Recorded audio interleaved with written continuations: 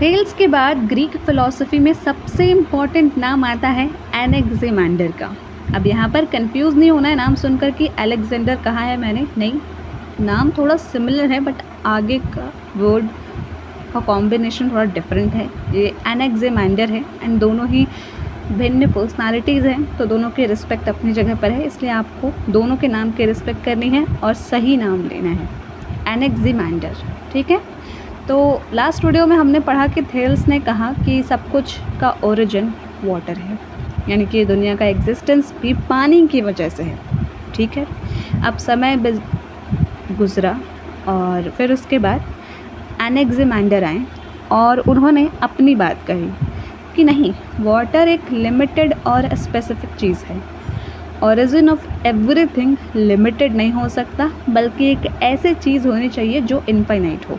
मतलब कि अगर आप क्लेम कर रहे हैं कि कोई चीज़ है जिससे दुनिया का निर्माण हुआ है, तो वो लिमिटेड फॉर्म में नहीं प्रेजेंट होना चाहिए।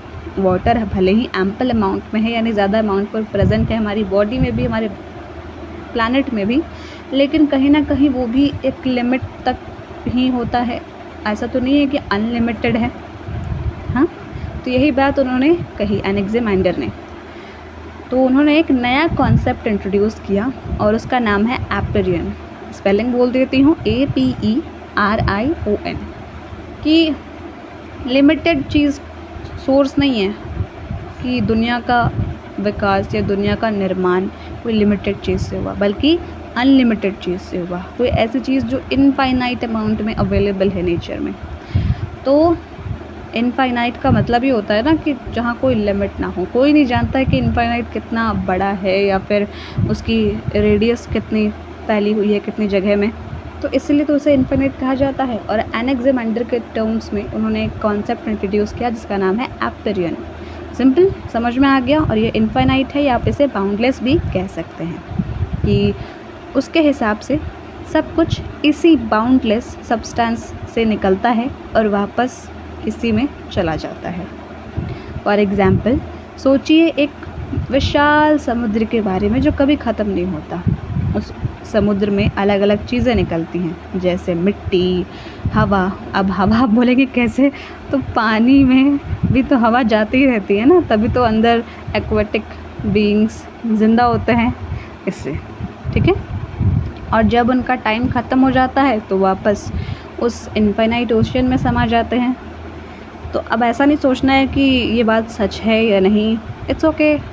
हमारे पास नॉलेज आ रहा है और as a source of information आप देख सकते हैं कि थेल्स ने वो कहा था, फिर टाइम के बीतने के बाद एनेक्सिमैंडर ने ये कहा है एपेरियन के बारे में, बाउंडलेस है, दुनिया में हर चीज़ यहीं से निकलती है फिर वापस यहीं आ जाती है।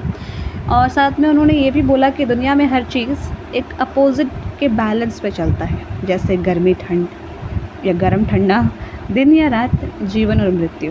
जैसे जीवन है तो इसका मतलब लाइफ एग्जिस्ट कर रही है, मृत्यु यानी कि लाइफ एग्जिस्ट नहीं कर रही है। दिन में रोशनी होती है, रात में अंधेरा हो जाता है। अब आपको ये नहीं सोचना है कि घर में आप भले लाइट बल्ब चला कर रखते तो उससे रोशनी होती है, लेकिन आसमान को देखिए आप, वहाँ पर अंधेरा हो जाता है ना, रात हो जाती है, तारे सितारे, चाँद भी निकलता है, उसी चांदनी में आप गाने भी सुनते हैं।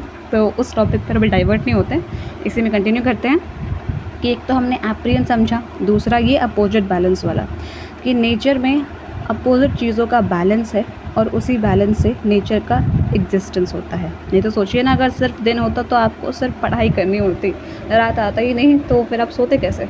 फिर तो अलग परेशानी होती है ना कि सिर्फ पढ़ना है पढ़ना है पढ़ना है, कभी आराम करना ही नहीं है, तो अलग दिक्कत होती है। तो अच्छा है ना, नेचर इतना सोचता है हमारे बारे में, हम सभी के बारे में, इसलिए अपोजिट चीज़ें वो बैलेंस में रखता है। दिन है तो रात भी है, गर्म है तो ठंडी भी है, यानी कि गर्मी का सीज़न आता है तो फिर ठंडी का भी सीज़न आता ही आता है। ठीक है, अब इनकी बातों से इन्होंने क्या कंट्रीब्यूशन दिया वेस्टर्न फ़िलॉसफी में, कि सबसे पहले तो थेल्स ने मटेरियल प्रिंसिपल, मटेरियल यानी कि कोई पदार्थ है जैसे कि पानी, इसलिए उसको मटेरियल प्रिंसिपल कहा, उससे आगे बढ़कर एक एब्स्ट्रैक्ट प्रिंसिपल एपेरियन दिया। तो आपको ये मटेरियल प्रिंसिपल और एब्स्ट्रैक्ट प्रिंसिपल, ये दो वर्ड्स याद रखने होंगे जब भी आप इन दोनों के फ़िलॉसफी से रिलेटेड बातें कर रहे होंगे। ठीक है, एब्स्ट्रैक्ट मतलब ऐसी चीज़ जो टेक्निकली दुनिया में हम लोग देख नहीं सकते, बस समझ सकते हैं कि अच्छा इनफाइनाइट जैसी भी कोई चीज़ होती होगी, जिसे एप्रियन कहा गया है यहाँ पर। फिर नेचर एक के अंदर एक सेल्फ रेगुलेटिंग सिस्टम है। कैसे? तभी तो वो अपोजिट में भी बैलेंस हो जाता है। क्यों? क्योंकि नेचर के पास अपना एक सेल्फ रेगुलेटिंग सिस्टम है। तो आई थिंक ऐसे सिस्टम हमें भी फॉलो करना चाहिए कि हम अपने आप को सेल्फ डिसिप्लिन रखें, भले ही आराम कर रहे हैं लेकिन मेहनत भी करें, दोनों चीज़ें करें, तब सही रहेगा ना। हाँ, फिर उसके बाद ये ऐसे पहले फ़िलोसोफ़र थे जिन्होंने कहा कि ह्यूमन बीइंग्स नेचुरल इवोल्यूशन का रिज़ल्ट हैं। उन्होंने कहा कि ह्यूमन्स ओरिजिनली एक तरह के एक्वाटिक लाइफ फॉर्म्स से आए हैं जो ग्रेजुअली अडेप्ट हुए, यानी कि पहले वो पानी में रहते थे, फिर उन्होंने अपने आप को इतना अडेप्ट किया कि वो ज़मीन पर भी रहने लगे, यानी कि इतना सक्षम बनाया कि चेंज इन एनवायरनमेंट को भी वो अपने अंदर वैसा खुद को सिखाया या बनाया कि हाँ हम लोग यहाँ पर भी जीवित रह सकते हैं, जो कि ज़मीन पर है।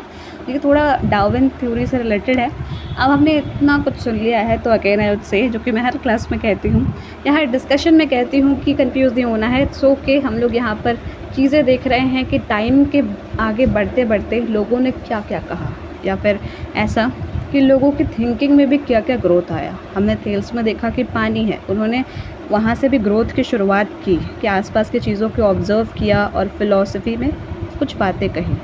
फिर यहाँ एनेक्ज़िमेंडर को देखा जो और कुछ कहा उन्होंने।